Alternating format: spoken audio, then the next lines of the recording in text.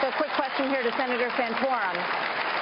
Carly Fiorina was the only one of the GOP candidates to attend the March for Life in Washington last week. Where were you? Well, I've been to the March for Life for about 25 years, and I think that's a pretty good record.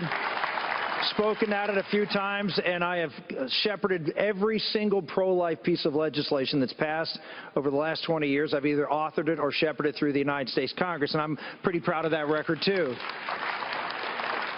But we have an election going on, and there was some snow coming. And so I decided that maybe it would be better for me to get out and do some campaigning and not be stuck, as my wife and kids were for a week, piling out of 2.5 feet of snow. So here's what I would say. If you want someone that's going to talk a good game, there are a lot of folks on this stage that have talked a good game on the issue of life. Not only have I talked a good game on life, and I've done some things, but I've also lived it. You know, one of the things St. Francis said was, you know, if you preach the gospel, and if you have to, speak.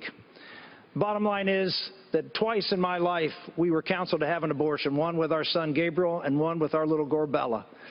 And neither time did Karen and I even for a moment think about it, because we know that life begins at conception. We know the dignity of every human life, and we know the potential of every child, no matter how long that life lives. And that is a message that can come across to all Americans and without having to say a word, and defend the institution of life and the dignity of life in this country. Thanks, Martha? Yes, sorry. Martha, can I just say, we've been talking tonight about a lot of issues, and we've also been talking about the fact that the game is rigged, and frankly, the media has a lot to do with that. It is outrageous, frankly, that Fox News and you would question the pro-life credentials of Rick Santorum.